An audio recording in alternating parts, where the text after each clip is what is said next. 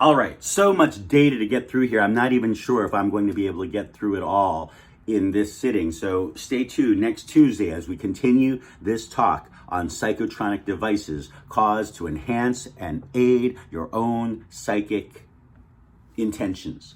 So we spoke yesterday about Reiki, which is actually the subtle energy used by practitioners in order to heal the body.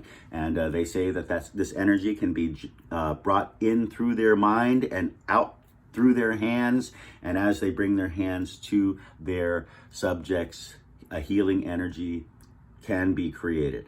And so in more extreme stories of Reiki, they say that this energy can even be used to, say, bend metal or even open locks, they say, in one instance. But the study conducted by Dean Radin that I spoke about yesterday actually did show an improved result in the growth of brain cells on a petri dish, as well as it curiously showed how this act of Reiki or concentration caused the random number generators in number generators to suddenly correlate more often. And this became curious because of its psychotronic nature to Dean Radin.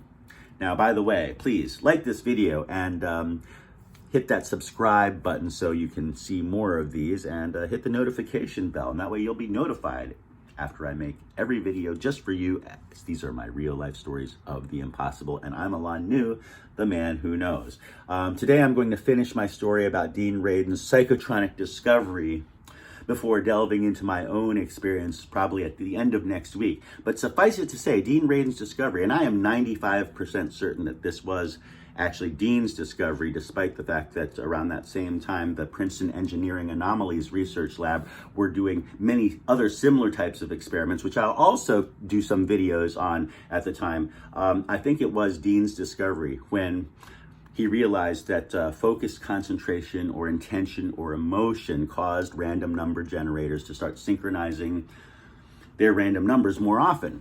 And so let me just stop here and say that psychotronic devices pretty much go back to the 1960s in Czechoslovakia with this guy by the name of Robert Pavlita, who was sort of an independent scientist who created these bizarre generators while studying the Egyptian hieroglyphs in the Egyptian pyramids, and sort of alchemically created these strange devices. Now, it's actually too difficult to tell right now how legitimate those devices actually were for the time being, although they were very, very amazing, and they're really, really interesting looking devices, beautiful looking devices if you ever get a chance to see the videos on those.